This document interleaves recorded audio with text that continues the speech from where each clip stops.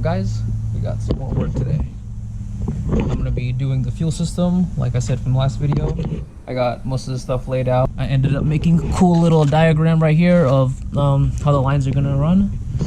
Had some issues on figuring out how this works because literally I've never done this before. Looked up a lot of videos, looked at some diagrams, and apparently that just goes into there, and this comes up to the top. You drill a hole up here, and then the crush washer is going there like that, and fitting right here straight to the return. This is the center line from the rail, so come through here with fitting right here like that. The lines would go up through here to the fuel pressure regulator, out through here, return into this line, going into here, right into the fuel pump.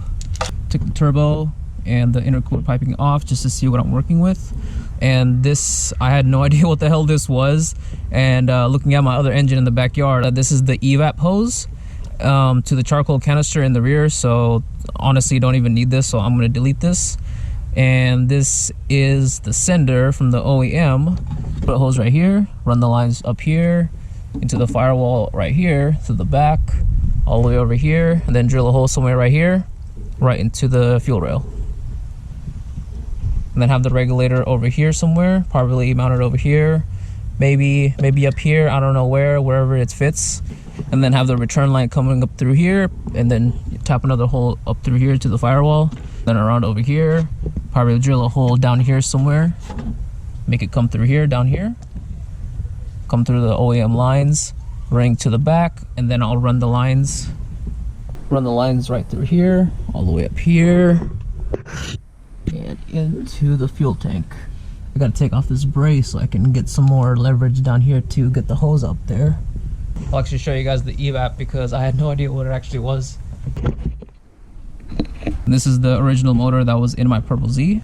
I blew a rod in here, so that's why it's just sitting out here. Spare parts, and if I ever need anything reference wise, I can always look it up. But yeah, you can see it goes through here, the evap. There's even a damn sign right there, stupid me. But yeah, it goes through here into the sensor right here, and God knows where this goes, but yeah, that's the gist of it. And where this thing hooks up on the other side, it would go through here to the lines, right through here, send into this rail, and then there's a little hose right here, or I guess the steel hose. It goes through here to the other fuel rail, so that's how it sends through one line right here. So I'm just gonna tap into that one line for the sender. Pretty simple after looking at a lot of diagrams. I'm gonna have to go to Tognotti's and try to get a fitting that goes through here that has the same L joint. Also grab some high pressure lines as well, so I'm gonna use this string just to measure how much I need.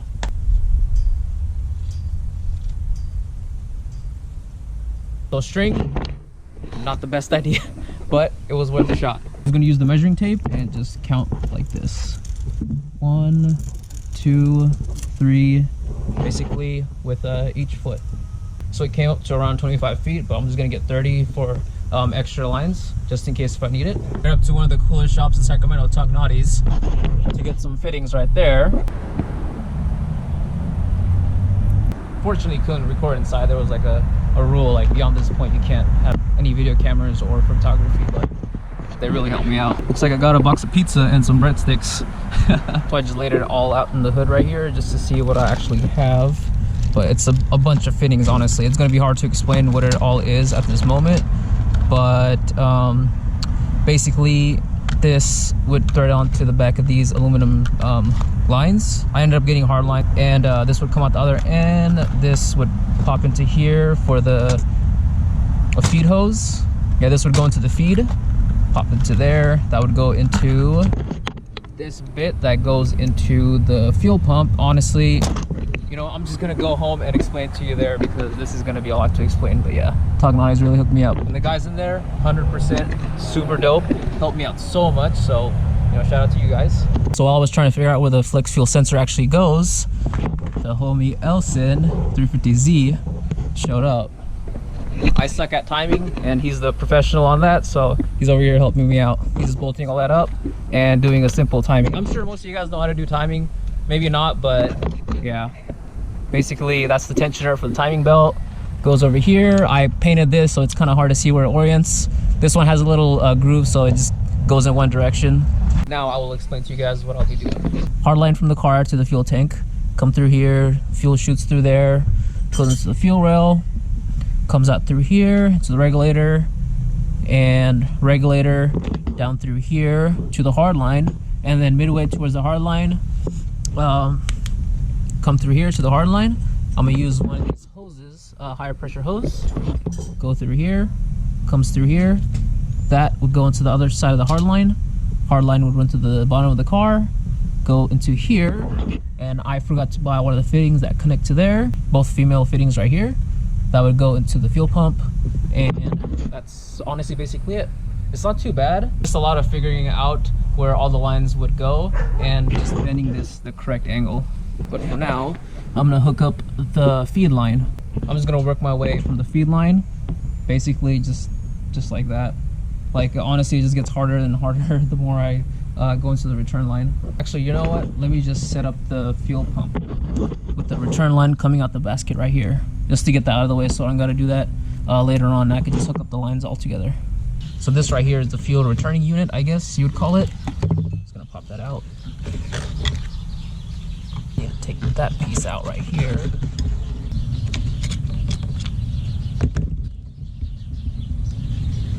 Okay.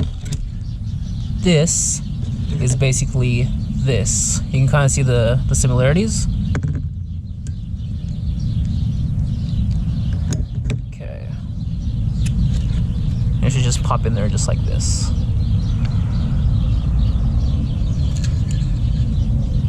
Just press it down.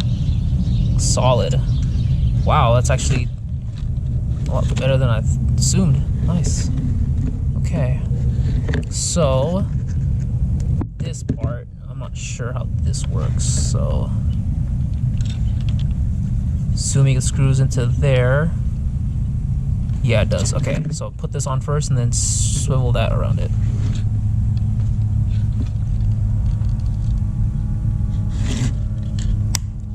Okay, then that should just go in here like that.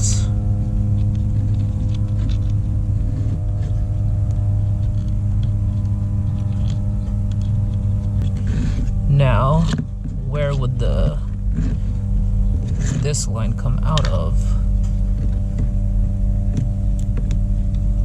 Let me put the basket on and see how it all lines up. It would come out from right here. Let me take this off. Yeah, honestly, there's not really a good area to take this out of, so probably just stick it up here.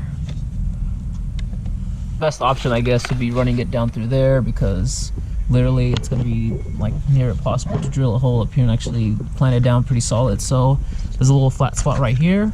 Funny enough, there's a hole for it, or I guess a circle. So I'll just drill through there and just tap it right through. So I'm using a 3/8 and just tapping up into here. It's a little bit too small for that, this bit right here, but I'll just shimmy around it just to make it flush with that.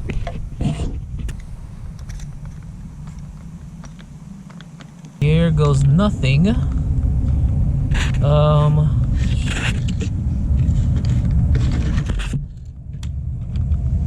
know what?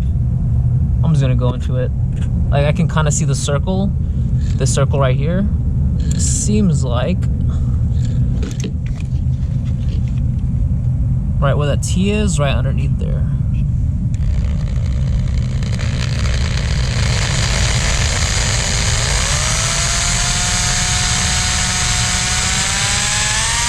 Oh God. Okay, yeah. Go slow.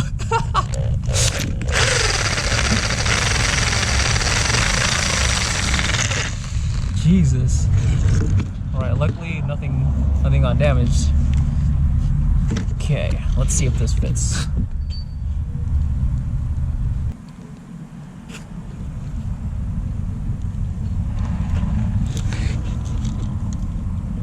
Yeah, actually, never mind. I don't want to mess up these threads, so I'll just shimmy around it a little bit more.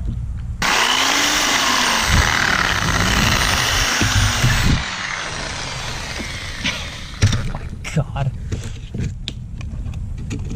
But I think we got it. That might have been a sign.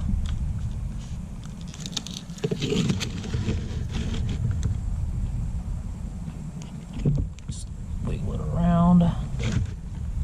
Boom. There we go. So basically it goes through here like that. Okay. So I'm gonna try to get flush right here.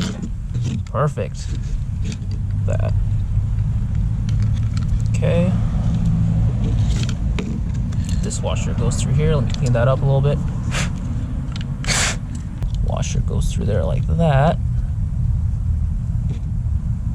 This piece right here just threads in there like this.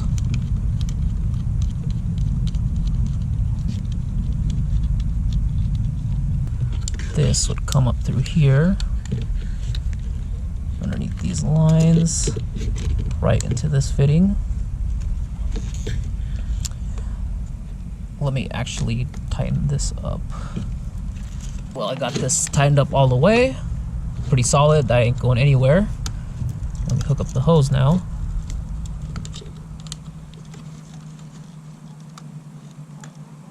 Let me go and tighten that real quick.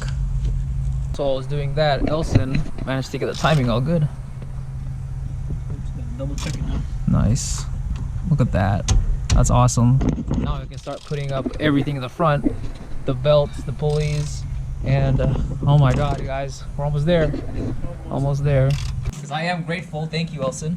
I was doing that. Elson got everything done for me. If I could appreciate you, bro. Thank you so much. So look at that. Perfect. Old belt, we're gonna replace that later. Yeah, old belt. I ended up getting the IS300 belt right there, and I had no idea that, I guess, like where this sits and that, right? That's what you said? Deck height is taller on a 2J. Yeah, see, I didn't know that. I thought the whole blocks were kind of the same. It was just the internals were different, but, you know, learn as we go, or I guess I go. But yeah, everything's all hooked up now. Do the pulleys and stuff later on, and yeah, the front end of the engine should not be an issue. Cool. So it got really dark, as you can see, but I'm gonna continue finishing this and I'll probably call it a day. That's all tightened. It's just moving around because of the little rubber piece inside. Just put the hose on. You don't want to over tighten them because that's how you mess up hoses, but this hose is pretty heavy duty, so I'm not too worried about it ripping. I'll just get it as snug as I can. That's good. And there we have it. The CJ Motorsports fuel return line. All good to go. Now I'm gonna put it into the basket and not even worry about it. I gotta mess with it to get it to actually where you need it to be.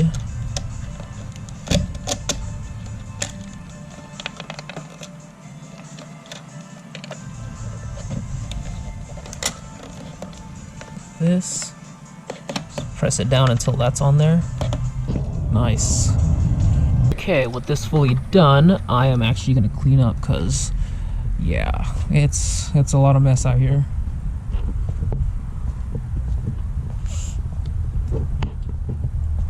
And over here as well, I was trying to find some pieces so Elson could fit most of the stuff up there, so literally just dumped all the excess pieces out here. Man, this thing looks nice. God damn. But yeah, I just put the lines up right here just to see where the lines would actually go. But yeah, this has ended up being a little bit too long, but that's okay because I'm gonna cut it up here. So I'll have extra lines for the flex fuel sensor right over here. And then the hard line would go from over here all the way to the back down here, and I don't have to worry about heating anything up. And this would be tucked up over here somewhere, and I will wrap more heat tape around here just in case. Maybe put a shield, who knows. This is some pretty good hose, so yeah, I want to take really good care of it and not have it melted up. Big thanks to Elson for helping me out with the timing belt.